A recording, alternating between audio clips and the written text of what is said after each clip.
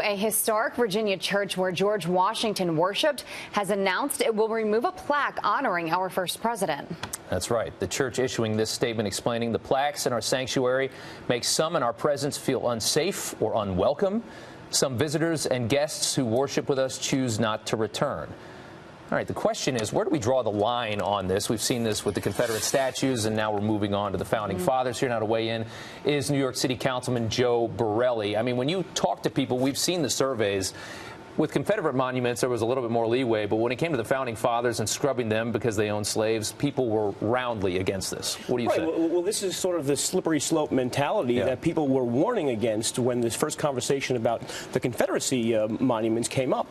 I wish I can get myself all worked up in anger over this, but the truth is, I mean, this is just sad. Is nothing sacrosanct about our national history when we have George Washington now potentially on the chopping block?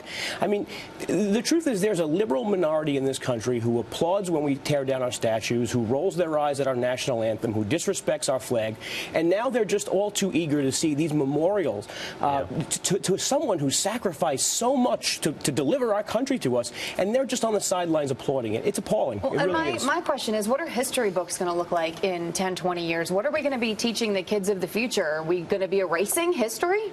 Right. You know, there was a time when kids were just taught to accept George Washington as a hero, to accept people like Jefferson and Lincoln as great men. We used to sing patriotic songs in school. We used to wave flags at Veterans Day parade. These things are now seeming more like nostalgia than reality, and we have an angry minority on the left side of our country who is just too eager to see this happen. And it's a very, very small minority. I mean, this, you cannot, blanket this over anybody on the left. I mean, this is a very far radical left-wing group that's really pushing all this, and I think everybody's scared of them and is scared of offending anybody, and that's how they get so much leverage. Well, that's the interesting thing, is what happened to this church over the past few years. If you still go on the church's website this morning, they're advertising this connection to George Washington almost like a tourist trap. They wanted people to come and visit the church. They wanted to be this church to be a part of our national identity.